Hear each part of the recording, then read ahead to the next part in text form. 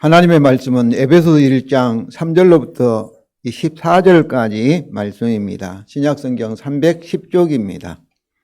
에베소 1장 3절로부터 14절까지 말씀을 교독하시겠습니다. 찬송하리로다. 하나님 곧 우리 주 예수 그리스도의 아버지께서 그리스도 안에서 하늘에 속한 모든 신령한 복을 우리에게 주시되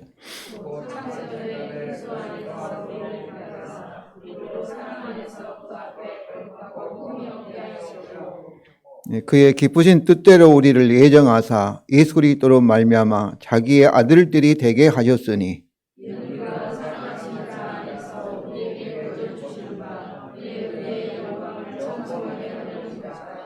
우리는 그리스도 안에서 그의 은혜의 풍성함을 따라 그의 피로 말미암아 속량 곧 제사함을 받았느니라.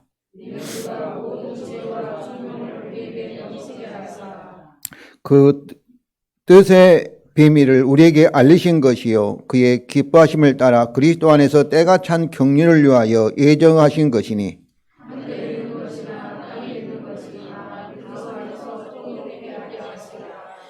모든 일을 그의 뜻의 결정대로 일하시는 이의 계획을 따라 우리가 예정을 입어 그 안에서 기업이 되었으니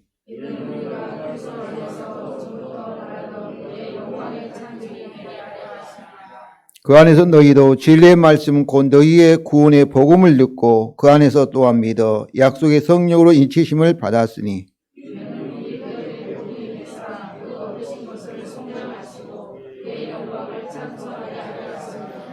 아멘. 성도 여러분, 오늘 살고 있는 우리는 서구로부터 서양으로부터 개인주의적 문화를 받아서 살고 있습니다. 그런데 이 개인주의, 개인 중심의 주의는 성경적인 문화가 아닙니다. 성경적 문화가 아니에요. 오늘 이 평안이라는 단어도 여러분 평안하다 하면은 항상 우리는 그 단어를 가지고 내 마음이 평안하다 이렇게 개인주의적으로 생각합니다. 그러나 그런 요소도 있지요. 그런데 여기서 말하는 평안, 평강, 화평 이것은 다른 사람과 이 관계적인 그런 용어입니다. 관계적인 용어예요. 그래서 저도 오늘 본문에 이 관련된 이 설교에 관련된 찬송가를 찾아보려고 하는데 관계적인 다른 사람과 온수되었던 이 사이가 서로 하나가 되는 사랑하게 되는 그런 찬송이 없어요. 다 개인적인 평안 그런 찬송으로 돼 있어요. 그렇기 때문에 이 찬송가가 이 서양에서 기록됐지만은 참으로 계몽주의 18세기의 인간 중심의 주의의 그런 영향으로 개인 중심적으로 성경을 읽고 그리고 성경을 이해하는 그 문화가 우리에게 주어져서 우리는 아무 생각 없이 서양에서 있는 문화가 선진 문화라고 생각하고 우리도 받아들여 왔습니다. 그 결과로 우리 내가 누구인가 자신에 대한 이해도 달라졌어요. 전에는 우리 어머니 아버님은 서로 보지 않고 부모님이 또 집안에서 이렇게 결혼을 하라 해서 결혼하게 됐어요. 요즘 젊은이들은 상상할 수 없는 것이지요. 요즘은 내가 좋아하고 내가 선택하고 그래야 되지 어떻게 부모도 아니고 집안 어르신들이 해서 보지도 않고 결혼했느냐. 근데 옛날에는 거의 그렇게 결혼했어요. 그것은 왜 그게 가능했느냐 하면은 옛날에 우리 문화는 내 자신에 대한 내가 누구인가에 대한 이해가 어때요? 공동체적이었습니다. 공동체적이었어요. 그렇기 때문에 부모의 말씀이 뭐예요? 결정이 나의 결정이 되어서 그거를 받아들이고 그렇게 살면서도 분명히 여자분들은 많은 좀 갈등도 있었죠. 시어머니라든지 또 남편에게 대해서 좀 그런 갈등이 있었지만은 그 당시에는 서로 헤어짐도 없고 이혼도 없고 그래도 우리 부모님 보면 잘 사신 것 같아요. 티격태격 하시면서도. 그런데 요즘은 어떻습니까? 자기 중심적이기 때문에 조금 마음에 안 맞으면 서로 헤어진다 하고. 서양에서는 이게 이 부부가 하나가 되었다고 하지만은 네 돈 내 돈 따로 가지고 있고 서로 간섭하지 않고. 요즘도 마찬가지죠. 부모가 자식한테 말하면은 듣기 싫어해요. 다 그런 식으로 돼 있어요. 이것은 서양에서 가져온 잘못된 그런 참으로 개인주의 중심적인 그 문화의 영향을 받은 결과라고 생각합니다. 그렇다 해서 우리가 개인적인 요소가 없는 것이 아니에요. 개인적인 요소가 있죠. 부부가 한 몸이 되었지만, 하나가 되었지만, 동시에 어때요? 서로 이 남편으로서의 참으로 존경을 받아야 하고, 아내로서의 개인적인 서로 존중하는 그런 요소가 있어야 되죠. 이와 같이 서로 하나이면서 동시에 개인적으로, 인격적으로 이렇게 존중을 받는 그 근거가 성도 여러분, 이 세상을 창조하시고 우리를 구원하시는 삼위일체 하나님에게 기초하고 있기 때문입니다. 하나님은 하나이시면, 한 분이시면 동시에 서로 성부와 성자와 성령의 인격으로 서로 존중하는, 구별되는 그런 삼위일체 하나님의 신관의 기초에서 우리가 우리 자신을 이해하고 그리고 우리 사회를 이해할 때 가장 성경적인 그런 이해, 성경에 기초한 바른 이해라고 볼 수가 있습니다. 우리가 하나님의 은혜의 복음도 항상 개인적으로 생각해요. 내가 예수 믿고 제사함 받고 내가 천국 가느냐 이렇게만 생각해요. 그러나 복음은 개인적이면서 동시에 어떤다고요? 서로 다른 사람과 관계적인 공동체적인 이 구원입니다. 그래서 사도신경에서도 성부와 성자와 성령 하나님에 대한 신앙 고백을 한 후에 그 다음에 그의 복음의 열매, 구원의 결과가 나오고 있는데 거룩한 공회와 공교회와 성도의 교제, 코인회에 대한 공동체적인 신앙 고백이 먼저 나오고 그 다음에 개인적인 제사함과 그리고 우리 육체의 부활과 영원히 사는 것을 믿습니다. 이렇게 개인적인 그런 신앙 고백이 나오고 있습니다. 이처럼 하나님의 복음은 개인적인 구원인의 복음인 동시에 온 인류뿐만 아니라 눈에 보이는 이 세상과 보이지 않는 영적 세계까지도 하나로 이렇게 통합하는 그런 평강의 복음입니다. 성도 여러분, 오늘 본문의 후반부를 통해서 이 사실을 확인하시기를 바랍니다. 먼저 오늘 본문 이 9절부터 이제 14절을 이렇게 살펴볼 것인데요.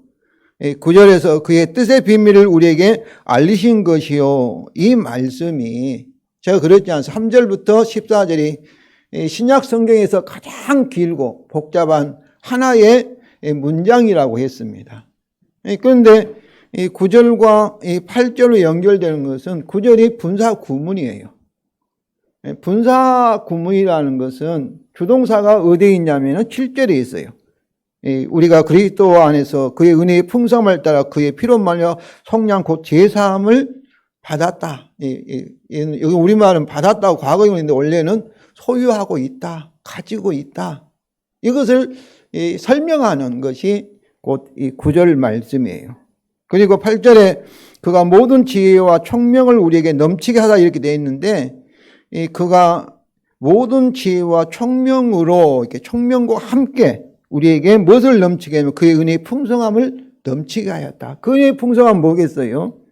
그냥 예수 피로 예수 피를 통해서 십자가를 통해서 속량, 제사함을 우리가 받아 가지고 있다 하는 것을 이렇게 설명하는 말씀이죠. 이게 제사함에 그리스도의 십자가를 통해서 속량함을 우리가 받았는데 소유하고 있는데 무엇과 함께 소유했어요? 그의 은혜의 풍성함, 그 지혜와 총명함으로 함께. 그러니까 8절에 모든 지혜와 총명을 우리에게 넘치게 하셨다 이 말씀도 틀린 말씀은 아니에요. 그렇게 번역한 것도. 그러니까 그의 은혜의 풍성한 이 속량, 이 구원을 뭐와 함께? 모든 지혜와 총명과 함께 우리에게 넘치게 하셨다는 거예요. 모든 지혜와 총명은 뭐겠어요? 이 지혜와 성령을 통해서 지혜와 계시를 주셔서 알게 하는 거예요. 무엇을 알게 하는 거예요? 그의 뜻의 비밀을 우리에게 알게 하는 것이에요. 알게 하는 거예요. 그래서 그의 뜻의 비밀의 내용이 곧 10절과 11절에 있기 때문에 저는 에베소서 3장 1절부터 14절을 둘로 나누어서 앞에는 이 하나님의 이 은혜의 복음이라고 생각하고 또 이렇게 9절부터 14절은 그의 평강, 샬롬의 이 복음이라는 제목으로 살펴보기를 원합니다. 먼저 하나님 뜻의 비밀의 계시는 그리스도 안에서 만물의 통합입니다. 통일입니다. 9절 10절 읽겠습니다. 그의 뜻의 비밀을 우리에게 알리신 것이요 그의 기뻐하심을 따라 그리스도 안에서 때가 찬 경륜을 위하여 예정하신 것이니 하늘에 있는 것이나 땅에 있는 것이 다 그리스도 안에서 통일되게 하려 하심이라. 이렇게. 우리 비밀은 감춰진 거잖아요. 이렇게 알 수 없도록 이렇게 감춰졌는데 여기서 알려진 것이요, 알리신 것이요 이 말은 이미 우리에게 그 비밀의 내용을 알려주셨다는 거예요. 그런데 뭐로 8절에 그의 이 총명 지혜와 총명함으로 이렇게 우리에게 알려주셨다. 그렇게 볼 수가 있는 것이지요. 그래서 그의 비밀은 감췄다가 이제 예수 그리스도를 통해서 또 성령의 계시로 우리에게 알려진 그리스도 비밀, 다시 말하면 그의 속량의 목적, 열매에 대한 진리가 그의 비밀입니다. 우리가 에베소 3장 2절부터 이렇게 12절까지 보시면은 그의 비밀이 자세히 설명되어 있어요. 한마디로 말하면 구약 성경은 유대인들을 중심으로 이렇게 기록되어 있잖아요. 그런데 신약 성경은 예수 그리스도를 믿는 그리스도 유대인뿐만 아니라 이방인들도 함께 이렇게 하나 되어서 통합이 된다 하는 것이 하나님의 비밀이라는 거예요. 하나님의 비밀. 먼저 이 9절을 보면 그의 뜻의 비밀을 우리에게 알리신 것이었는데 사도 바울은 그의 기뻐하심을 따라 그리스도 안에 때가 찬 경륜을 위하여 예정하신 것이다. 이렇게 설명하고 있습니다. 여기서 때가 찼다는데 이 때들이에요. 복수형이에요. 때들이 찼다는 것은 하나님의 정한 시간이 되었다. 이 카이로스라는 것은 그냥 시간이 지나 보니까 아니라 하나님이 딱 정한 예정하신 그 시간이 되었을 때 예수님이 오시고 시간이 되었을 때 이방인들도 오고 또 하나님이 정한 시간에서 아브라함을 부르시고 다 하나님이 예정한 시간이 찼다. 그런 의미예요. 그리고 이 경륜이란 오이코스라는 건 집안이에요. 집. 이 노미아는 집안의 관리를 얘기해요. 근데 여기서는 오이코스가 하나님의 경륜이니까 하나님의 집이에요. 하나님이 창조하신 우주, 만물, 하늘과 땅이 하나님의 집이라 볼 수 있는데 그래서 하나님의 경륜은 하나님의 우주 통치. 어떻게 하나님이 이 우주, 특별히 죄로 인해서 파괴된 하나님의 창조 질서가, 우주 질서가 어떻게 하나님께서 회복하시는 그 계획, 그 섭리를 여기서 말하고 있어요. 그런데 방금 말씀한 것처럼 때들이 찼다는 것은 하나님께서 그 우주가 정지되어 있는 것이 아니라 어떤 거예요? 하나님의 이 시간이 진행되는 것이 역사가 진행됨에 따라서 그 하나님이 정한 때에 때가 찼을 때 하나님께서 또 역사하시는 그런 의미에서 그 안에서 우주의 구속을 역사적으로 실행하시는 하나의 드라마, 하나의 계획이라 이렇게 볼 수가 있습니다. 그런데 이러한 그의 성량의 목적인 그의 뜻의 비밀은 10절에서 그리스도 안에서 만물의 회복입니다. 만물이 죄로 인해서 서로 원수가 되었고 서로 갈라져 있는데 그것이 만물이 통합되는 것, 통일되는 것입니다. 10절 우리 다 같이 읽겠습니다. 하늘에 있는 것이나 땅에 있는 것이 다 그리스도 안에서 통일되게 하려 하심이라. 여기서 다라는 것은 만물을 가리켜요. 또 하늘에 있는 것이 땅에 있는 것이 뭐예요? 만물이죠. 그러니까 하늘에 있는 것은 눈에 보이지 않는 영적인 세계, 땅에 있는 눈에 보이는 물질 세계가 다 어떤다는 거예요. 이 세계가 그리스도 안에서 하나로 다시 회복된다, 통일된다. 그런 말씀이죠. 그래서 너무나 당연하잖아요. 죄로 인해서 하나님과 이 만물이 고장나버린 거예요. 우리가 자동차가 있으면 그 안에 부속이 많잖아요. 부속이 많은데 그런데 고장났어요. 어떤 부속이 원래 만든 상태가 평안이에요. 샬롬이에요. 바른 이 만든 상태, 고장나지 않았다. 그리고 오더라고 얘기하는데 그런데 죄로 인해서 어떤 고장이 나가지고 부속이 망가졌으면 어때요? 원래 만든 그 상태, 자동차 상태에서 그것이 오더가, 그 질서가 깨진 거예요.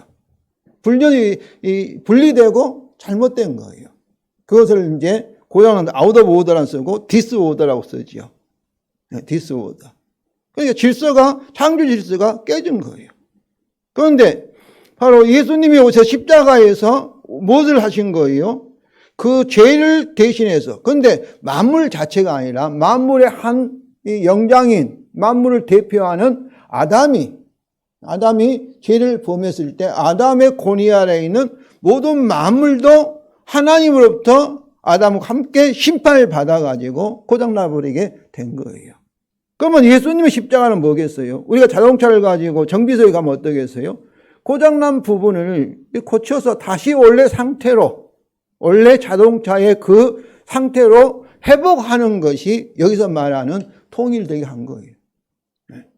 그러니까 우리도 죄로 인해서 태어날 때 원죄를 인해서 우리는 어때요? 하나님 심판 아래 사망 가운데 태어난 것이죠. 그런데 예수 그리스도 십자가를 통해서 성령이라는 것은 우리를 대신해서 율법에 따라 심판을 받으시고 우리가 하나님이 대신 예수 그리스도 심판을 받으시고 예수를 믿는 우리를 어떤 거예요? 우리를 죄가 없다. 죄사함을 주셨다는 것이에요. 죄가 없으니까 다시 하나님과 우리가 하나가 되고 그리고 원래 사람과 사람 사이도 분열된 우리도 다시 하나로 회복되는 것. 그런 의미에서 여기서 통일이 된다. 그런 말씀입니다. 너무나 당연한 얘기 아니겠어요? 너무나 당연한 얘기죠. 통일된다. 그 말씀이. 이게 통일된다. 이게 대려하심이라 이 말씀이 이 헬라어로 긴 단어인데 아나라는 이 말은 가운데 그런 뜻이에요. 그 다음에 이 케팔 라이오 사이다스라 뒤에는 이거 부정사기 때문에 뒤에 이렇게 거의 한데 이것은 아나라는 가운데와 명사 이 케팔레라는 머리에서 나온 이 케팔라이온 이것은 서로 요약하다 또 합계하다 또 이게 총계하다 그런 합성어인데 그러니까 여러 가지 숫자를 그렇게 통합한 한 총계를 내기 위하여 이 그런 뜻입니다. 오늘날은 총계를 저도 오늘 이렇게 청구서 있잖아요. 이 올말에 청구서를 제가 했는데 가장 합계하고 밑에 쓰지만은 항목을 쓰고 앞에 뭐 자동사 주의하고 쓰는데 헬라 시대에는 가장 먼저 총계를 가장 머리 위에 쓰고 그 다음에 그 부속을 썼다는 거예요. 그 항목을. 그 당시에 이 관행은 그랬어요. 오늘날은 이제 반대로 되어 있지만은 그런 의미예요. 그래서 이 당시에 여러 개의 수가 합산돼 하나의 숫자 아래로 이렇게 모여지듯이 통일되듯이 인간의 죄로 인한 무질서에 된 만물이 그리스도 안에서 그의 머리 아래로 다시 회복되는 것, 통합되는 것, 통일되는 것, 화해되는 것을 가리키고 있습니다. 이런 의미에서 예수님이 만물의 머리라고 얘기하고 만물의 주라고 이렇게 말씀하는 것입니다. 그런데 특히 접두사는 이 아나가 가운데는 무엇을 가리키겠어요? 아나라는 것은 재료말 분여될 만물이 다시 통합되는 것은 어디서? 그리스도 가운데서, 그리스도 안에서 이루어진다는 것을 시사하며, 특별히 이 본문에는 우리는 그리스도 안에서 이렇게 하나만 되어 있는데 그 안에서가 가장 마지막에 또 나옵니다. 근데 그리스도 안에서로 이렇게 다시 반복되어서 만물의 통합이 오직 누구를 통해서? 그리스도 안에서만이 가능하다는 거예요. 왜 그러겠어요? 만물을 분열시키고 만물의 관계를 파괴한 것이 죄로 인하여서 하나님의 심판으로 저주로 임하게 되었는데, 그 분열의 원인인, 고장의 원인인, 타락의 원인인 죄 문제를 해결해야만이 어때야 되겠어요? 예수의 십자가를 통해서 해결해야 돼야만이 다시 우리가 하나가 될 수 있기 때문에 그리스도 안에서, 그리스도를 통해서란 말씀을 강조하고 있는 것입니다. 성도 여러분, 이처럼 하나님은 그리스도 안에서 만물의 통일을 위하여 참으로 구속 역사를 주관하고 계십니다. 그것이 하나님의 은혜의 경륜이에요. 때가 참으로 이 갈라디아 4장 4절에서 하나님의 아들 예수 그리스도를 사람으로 동정녀 성령을 통해서 참으로 예수라는 아기로 태어나게 하시고, 때가 참에 십자가에서 참으로 우리를 대신해서 성량의 죽음을, 희생 죽음을 당하게 하시고, 또 하나님이 정하시기에 3일 후에 부활하게 하시고 승천하게 하시고, 다 하나님의 이 계획대로, 은혜의 경륜대로 이렇게 일어난 것입니다. 그러므로 이것이 창세전에 예정하신 그의 경륜이요 또 그의 복음의 목적입니다. 두 번째로 우리에게 계시된 그의 뜻의 비밀은 죄론이라도 분열된 인류가 그리스도 안에서 하나로 통합되는 그의 기업이 되는 것입니다. 11절에 우리 다 같이 읽겠습니다. 모든 일을 그의 뜻의 결정대로 일하시는 이의 계획을 따라 우리가 예정을 입어 그 안에서 기업이 되었으니. 10절은 우리 인류도 포함되겠지만은 더 인류보다도 보이지 않는 영적 계획까지, 천사까지 다 포함이 되기 때문에 더 넓은 범위에서 주신 말씀인데, 그 만물의 통합 안에서, 그 통합된 질서 안에서 이제 만물의 영장인 누구를 다뤄요? 하나님의 아들들인 하나님 형상 창조된 우리 사람의 구원을 다루고 있습니다. 11절은 먼저 우리가 예정을 위해 그 안에서 기업이 되는 것은, 또 여기서도 바울은 뭐라고 설명하여? 모든 일을 그의 뜻의 결정대로 일하신 이의 계획을 따라. 모든 일에 그의 뜻의 결정을 일하신 이가 하나님이죠. 하나님의 계획에 따라 이루어진 것이라는 것이죠. 그런데 여기서 그의 이 기뻐하심을 따라 그리스도 안에서 예정된 때가 참 경륜과 9절 하반절과 모든 일을 그의 뜻의 결정대로 일하신 이의 계획을 따라, 이것은 거의 같은 의미입니다. 특별히 그 결정대로 해서 이 결정이 블레이라는 단어는 은원이라는 의미가 있어요. 은원. 결정하는데 성부 하나님이 홀로 결정하신 거 아니고 성부와 성자와 성령 하나님 사이에 서로 의논을 하시고 협정하시고 결정해서 서로 언약을 맺은데, 그 언약을 우리는 구속 언약이다, 구원 언약이다, 또 구속의 협정이라 이렇게 부르고 있습니다. 구속 언약. 구속 언약. 그러니까 하나님도 홀로 하시지 않으세요. 항상 성부와 성자와 성령 하나님과 함께 의논하시고 결정하시고 그리고 함께 역사하신다는 것을 아시기 바랍니다. 그러니까 하나님은 개인적이면서 개인적인 인격적인 하나님이 동시에 어때요? 공동주의적인, 혼자가 아니세요. 항상 관계적인 그런 참으로 이 존재의 하나님이심을 우리가 아셔야 돼요. 그러니까 삼위일체 하나님의 신관 가운데서 내가 누구인가, 또 우리 부부관계는 어떠해야 되겠는가, 우리 가정은 어떠해야 되겠는가, 우리 교회는 어때야 되겠는가? 또 우리나라가 가장 이상적인 좋은 그런 참으로 구조, 사회 구조는 어때야 되겠는가? 개인적으로 존중을 받으면서 동시에 혼자만 아니라 다른 사람과 그런 하나된 그런 관계인 것을 우리가 이해하는 것이 중요하죠. 예수님도 우리가 현대 개인주의적인 그런 문화와 같이 개인적이라면 뭐 때문에 다른 사람을 위해서 죽으셔야 될 필요가 뭐가 있겠어요? 그래서 우리 인격은 개인적인 인격과 함께 공동적인 인격, 그러니까 individual personality 이렇게 말하고, 공동적인 인격은 corporate personality, 영어로 그렇게 말합니다. 그러니까 나는 개인적인 개인의 나인 동시에 한 다른 부분으로서 우리의 어떤 인격을 가지고 있는 것이죠. 그래서 예수님의 십자가가 어때요? 그의 죽음이 곧 누구 죽음이 되는 거예요? 우리 모두의 죽음이, 예수 안에서 모든 세의 죽음이 되는 것이죠. 아담이 개인적으로 범죄했지만 그 범죄가 아담 혼자만 책임지는 범죄가 아니라 아담 안에 있는 우리 모두의 범죄가 되고 그에 대한 심판이 모두에게 영향을 미치는 것 같은 그런 결과를 가져오게 되는 것이지요.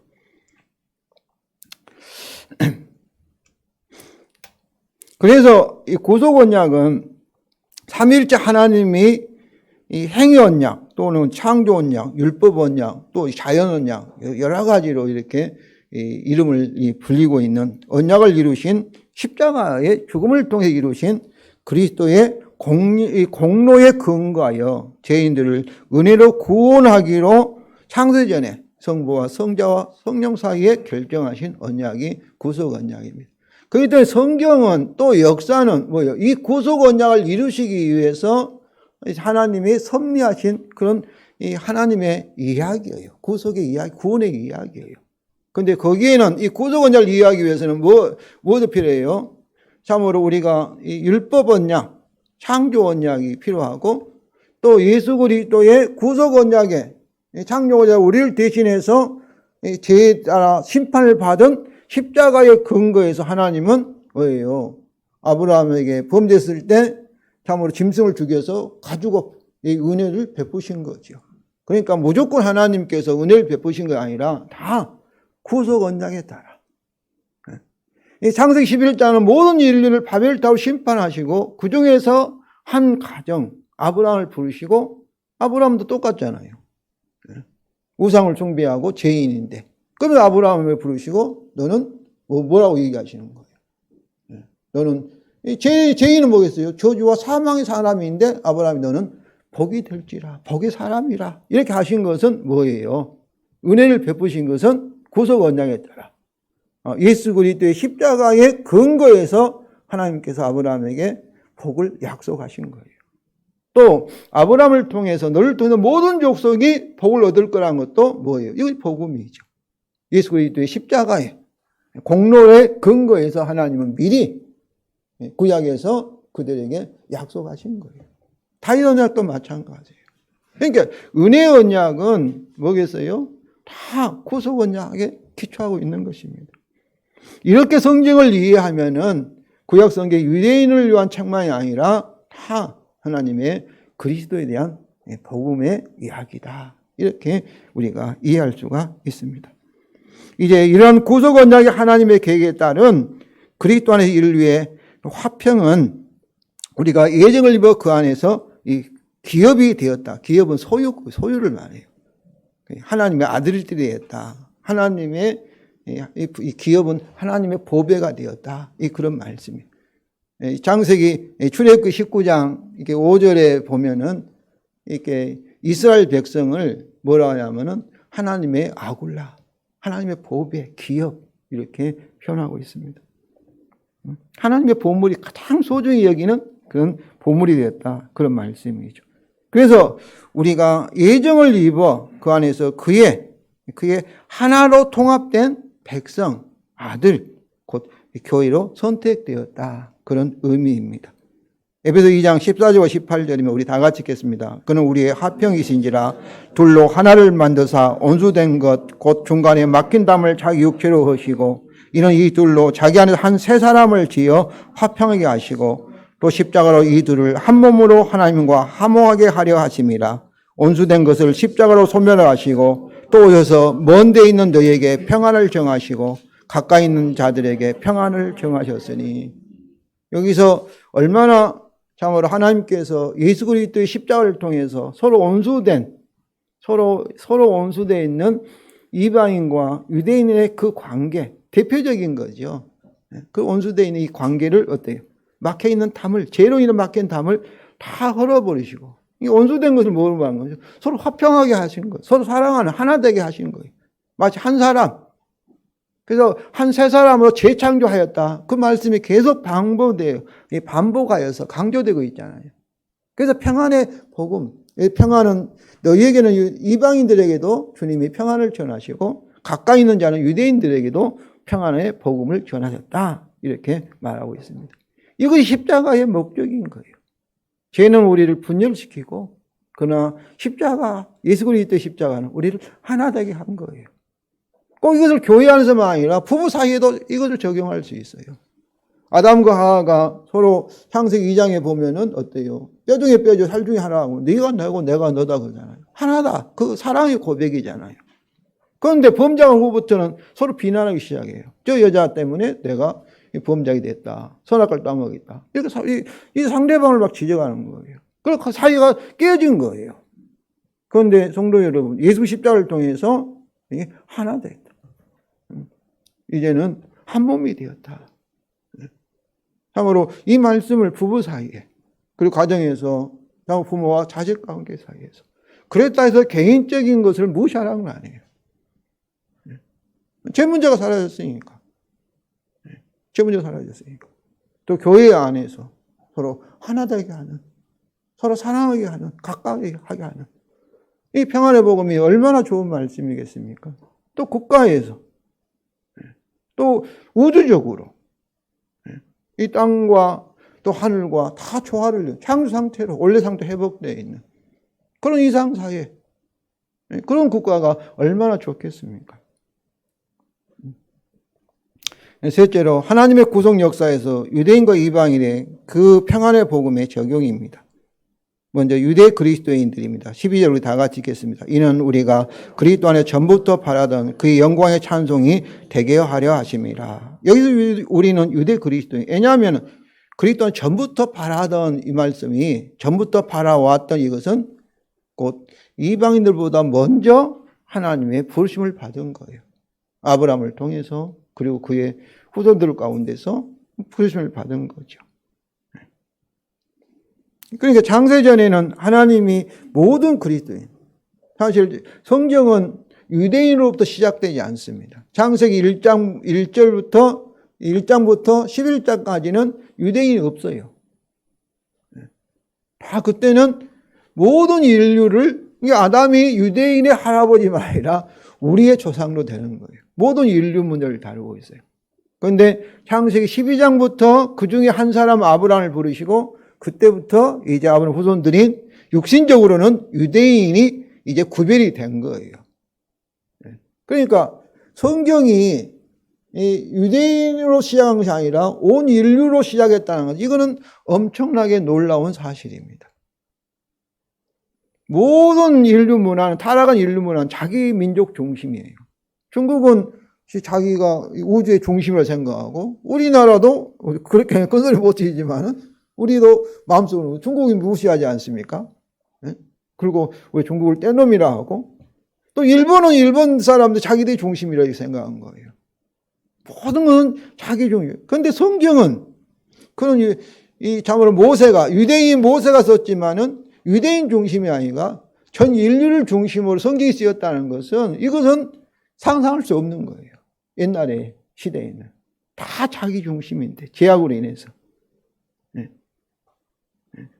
온 인류를 다루고 있다는 것은, 이거 심리학적으로, 종교, 이렇게 문화, 인류학자들이 이해하기 힘든 거예요.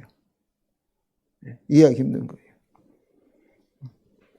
그래서 장세전에는 유대인과 이방인 구별 없이 예수 그리스도 안에서 모든 이 그리스도인들을 그의 하나님의 기업으로, 예정과 선택을 하셨지만은, 그러나 역사적으로는 유대인들을 먼저 구약 성경을 통해서 먼저 복음으로 부르시고, 그 다음에 이방인들을 예수님이 오셨을 때 후에는 이방인들을 그 동일한 복음으로 우리에게 부르셨기 때문입니다. 그래서 로마서 1장 16절입니다. 우리 다 같이 읽겠습니다. 이 복음은 모든 믿는 자에게 구원을 주시는 하나님의 능력이 됨이라. 먼저는 유대인에게요, 그리고 헬라인에게도. 헬라인이 이방인들이잖아요. 모든 믿는 자는 유대인이나 이방인이나 예수를 믿으면 포함이 돼요. 다 구원을 받아요.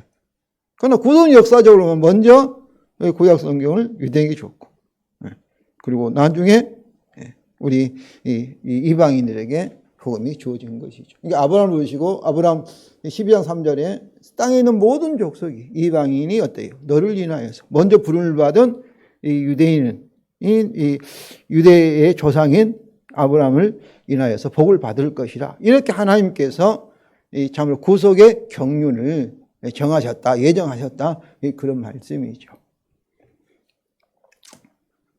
그런데 유대 그리스도인을 그렇게 부르신 목적은 우리가 유대 그리스도인들이 그의 영광의 찬송이 되게 하려 하심이라입니다.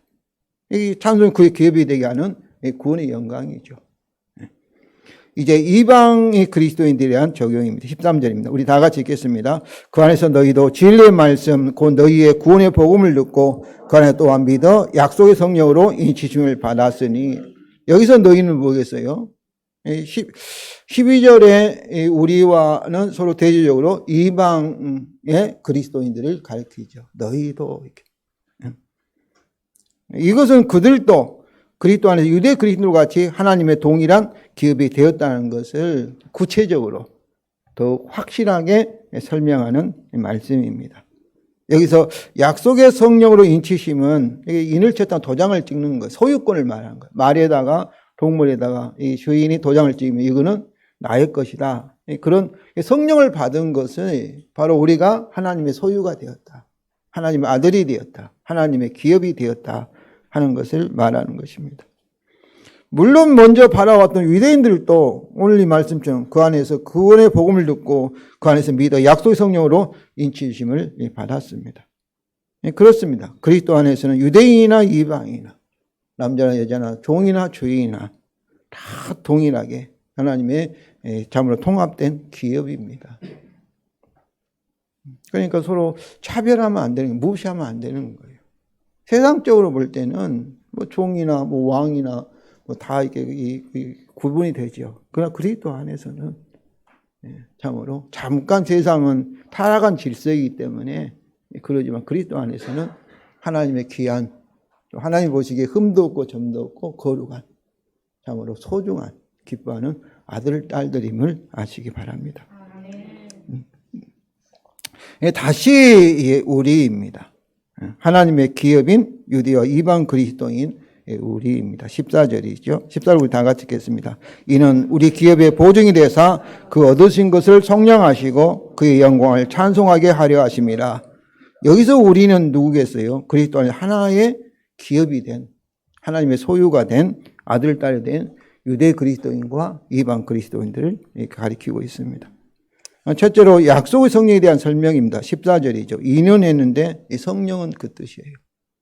이는 우리의 기업이 보증이 돼서 그 얻으신 것을 성량하시고, 이렇게. 이것은 하나님이 그 얻으신 것, 하나님이 얻으신 것, 소유하신 것이죠. 얻으신 기업을 성량하시고 완전히 성량하실 때까지. 그러니까 우리가 이 말씀이 만물을 통일하게 하신다는데 이미 이 과거 부정사이기 때문에 이미 통일이 일어났어요. 그리스도 안에서. 그런데 이 세상을 보면 우리나라 오늘 장로님 기도하신 것처럼 우리가 정치판을 보면 어떻습니까? 서로 여당과 야당이 서로 의논도 않고 막 무조건 말하면 반대로 얘기하고 막 원수처럼 막 죽이려고 전쟁하고 있지 않습니까? 이 세상이 보면은 너무나 심란해요. 심란해요. 가정에서도 불화가 있고 남편과 아내가 서로 하나 되지 못하고 서로 공감이 안 돼요. 서로. 왜 이러는가? 그러니까 이미 우리가 예수 피로 씻음을 받아서 성령을 받았지만 아직 완성은 기다리고 있습니다. 아직 완성은. 언제까지? 주님 재림하시면은 다시 참으로 에덴 동산 같이 우리 모든 사람이 다 하나로, 아마 그때는 참으로 이렇게 서로 하나같이 서로 사랑하게 되고 공감하게 되고 그런 참으로 공동체가, 이상사회가 우리에게 주어질 것을 믿습니다. 그때까지 우리가 그런 복음의, 평안의 복음의 약속을 가지고 그날이 오기를 우리가 소망하며 기다려야 되는 것이죠. 여기서 우리의 기업은, 이 성령은 뭐냐? 우리 기업이. 그것은 3절에 있는 거죠. 그리스도 안에서 우리에게 주어진 하늘에서 모든 신령한 복을 가리키는 말씀이죠. 그에 얻으신 것은 하나님이 소유하신 것. 소유하신, 그의 성령을 통해서 우리를 소유하시는 거죠. 그리스도 안에 만물이 어떠했어요? 10절에서 만물이 통일이 되고, 그리고 함께 우리 인류가 하나로 통합이 되는 그의 백성을 가리킨 것이 그의 소유 얻으신 것입니다. 이미 얻으셨는데 그 얻으신 것이 완성되지 않은 거예요. 특히 약속의 성령의 약속은 구약에서 종말의 새 언약의 약속입니다. 새 언약의 약속이에요.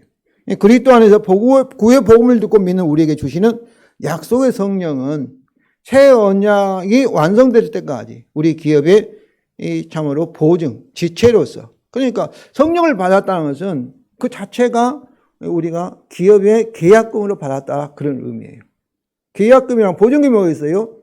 참으로 우리가 받을 우리 기업이 완성될 것이다, 하나님이 주실 것이다 하는 것을 보증하기 때문에 보증금이죠. 그러니까 이미 계약금을 받지 않는 사람은 뭐겠어요? 하나님과 참으로 계약금 없는 사람은, 성령을 받지 않으면 그리스도인이 아니에요. 지금 성령이 받지 않는 사람은 어떻겠어요? 성령이 뭐겠어요? 계약금이에요. 우리 기업의 계약금이에요. 우리가 부활의 몸도 뭐라고 얘기해요? 성령의 몸이라 말합니다. 신령한 몸이라 얘기해요. 모든 것은 성령을 통해서 우리에게 영생이 이미 주어졌고, 우리 육체의 부활도 성령을 통해서 우리에게 주어질 것을 믿습니다. 그리고 새하늘로 새 땅도, 이 참으로 분열 죄로 인해서 서로 이렇게 저주받은 이 세상도 다시 하나님이 원래 창조된 그 상태로 회복된 새하늘 새 땅으로 성령을 통해서 우리에게 주어질 것을 믿습니다.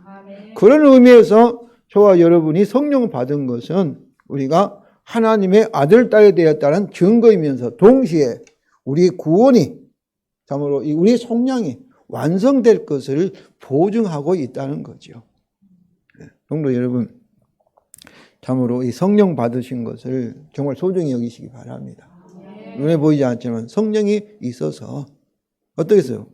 우리의 구원을 완성해 가고 계심을 믿으시기 바랍니다. 또 약속의 성령 우리 기업이 보증이 되는 목적은 그의 영광을 찬송하게 하려 하심입니다. 성도 여러분, 이처럼 우리의 복음은 개인적인 구원과 동시에 우리를 하나 되게 하는 평안의 복음입니다. 이는 창조와 구속의 하나님이 삼위일체 하나님이시기 때문입니다. 삼위일체 하나님은 한 몸과 같은 통합된 만물을 그리스도 안에서 창조하셨고, 죄로 인하여 파괴된 창조 질서를 그리스도 안에서 그의 십자가로 다시 통합하여 한 몸과 같은 인리로 회복하시는 것이 평안의 복음이요, 화목하게 하는 말씀이기 때문입니다. 그래서 사순절 다음인 종료주일에 예수님은, 종료주일은 예루살렘에 들어간 것을 기념하는 주일이 종료주일이에요. 그 다음에 고난주간이 있고 부활절이 나오지 않습니까? 예루살렘 성을 보시고 우시면서 19장 42절, 우리 누가복음 19장 42절을 다 같이 읽겠습니다. 너도 오늘의 평화에 관한 일을 알았더라면 좋을 뻔하였도다. 지금 내 눈에 숨겨졌다. 평화의 일은 뭐겠어요? 예루살렘에서 그가 당할 고난과 십자가에서 죽음을 말하는 것이죠. 그러니까 우리 예수 그리스도 십자가의 죽음을 어떻게 해석해야 되겠어요? 평화에 관한 일로 해석할 것을 말씀하신 거죠. 그리고 요한복음 17장에 보면은 17장에 예수님이 기도를 하시고 그 다음에 이제 예루살렘에서 고난을 받는 그런 이제 참으로 이야기로 진행되는데, 17장에 그 내용이, 거의 내용을 보면 무슨 게예요? 아버지와 예수님 자신이 하나인 것처럼 우리 제자들이, 그 제자들이 하나 되게 하소서라고 계속해서 예수님이 기도를 하신 것입니다. 그러니까 우리가 그리스도 안에 하나 되는 것, 부부가 하나 되는 것, 가정이 하나 되는 것, 교회가 하나 되는 것, 이 교회가 우리 교회뿐만 아니라 이 교회는 뭐겠어요? 그리스도의 몸이기 때문에 하나의 교회이죠. 우주적인 교회는 과거와 현재, 미래와 그리고 우리나라와 또 지금 이 아프리카나 미국이나 이 교회가 다 그리스도의 몸으로서 한 몸이라는 것이죠. 하나의 공동체, 한 가정, 하나의 하나님의 가족으로서의 이 교회인 것이죠. 또한 그래서 우리도 사도행전을 통해서 거룩한 공예를 설명하는 성도의 교제, 이 코이노이아.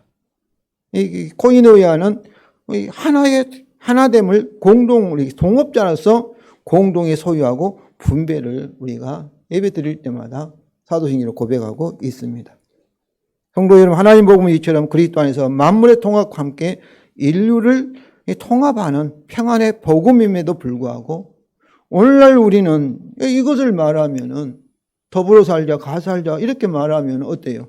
금방 좌파라 하고 그럼 낙인을 찍고 그리고 막 비난을 합니다. 교회 안의 성도들이 또 목사들이 그걸 하고 있어요. 저는 이해합니다. 우리가 6.25 동란을 6.25의 참으로 그 아픔을 경험하였고 또 북한과 계속해서 대립되고 위협을 받고 있기 때문인 것을 저는 이해를 합니다. 물론 당시 산업혁명으로 일어난 참으로 불평등, 사회적인 많은 그런 문제를 해결하기 위해서 그 당시에 계몽주의, 진화론적인 역사 철학에 근거한 에서 생긴 공산주의가 생겨났습니다. 그런데 공산주의는 실패할 수밖에 없고 실제 역사적으로 실패하였습니다. 그 이유는 17세기의 계몽주의의 잘못된 인간이죠. 인간은 죄인이라고 하지 않고 인간은 어떠라고 생각한 거예요? 선하다고 생각한 거예요. 그리고 진화론적인 역사 철학에 근거해서 인간은 교육을 하면은 어떻게 교육을 시키면 더 천사같이 변할 수 있다고 이렇게 낙관적으로 사람을 이해하고 이 세상을 이해한 거예요. 하나님의 참으로 죄인이 참 심판받고 공중의 권사 마귀가 이 세상을 다루고 있다는 것을 무시하고 성경을 무시하고 자기들이 생각으로 그렇게 하기 때문에 참으로 근거하기 때문에 실패할 수밖에 없지요. 저는 공산주의 그런 참으로 이념이 우리 인간이 예수님 같이 천사를 하면은 아마 그보다 더 다 성공했을 거 생각합니다. 그러나 우리 인간이 천사가 아니고 죄로 인해서 이기적이고 죄성이 있고 또 무능력하기 때문에 열심히 일하는 사람이나 일하지 않는 사람이나 똑같이 국가에 책임져 준다면 누가 열심히 일하겠어요? 예를 들면 인류대학을 공부를 잘하는 사람 못하는 사람이나 똑같이 합격한다면 누가 공부 열심히 하고 거기에 합격하겠어요? 공부 신나게 놀다가 다 들어가면 되지 않겠어요? 대학교 가서도 다 국가의 직장을 보장해 준다면 누가 열심히 공부하겠어요? 열심히 놀다가 국가에 주는 직장에서 살면 되지요. 그렇기 때문에 공산주의는 우리 인간이 참으로 죄성 때문에 이기적인 그런 타락한 성품 때문에 인간의 힘으로 참으로 이렇게 참으로 이룰 수 없는 그런 이상적인 환상적인 그런 이념입니다. 그런 이데올로기입니다. 이데올로기입니다. 그러나 성도 여러분, 율법주의가 이단인 것은 뭐예요? 우리 인간의 노력으로 율법을 다 지킬 수 없는데 율법을 지켜서 스스로 구원을 받으려고 하기 때문에 이단이지 않습니까? 그렇다고 해서 그러면 율법을 무시하면 하나님의 거룩한 계명 율법을 무시하면 뭐겠어? 무율법주의 이단으로 빠지는 것처럼 우리 인류가 악하기 때문에 공산주의라는 그 사회주의라는 이상사회를 건설할 수 없다고 해서 그 이념 자체, 그 좋은 그런 것까지도 우리가 무시한다면 그건 잘못이라 생각합니다. 서로 하나 되어서 참으로 더불어 사는 사회가 천국이라고 우리가 믿는다면 성도의 교제와 하나님 나라가 평안의 복음으로 우리는 소중히 여겨야 할 것입니다.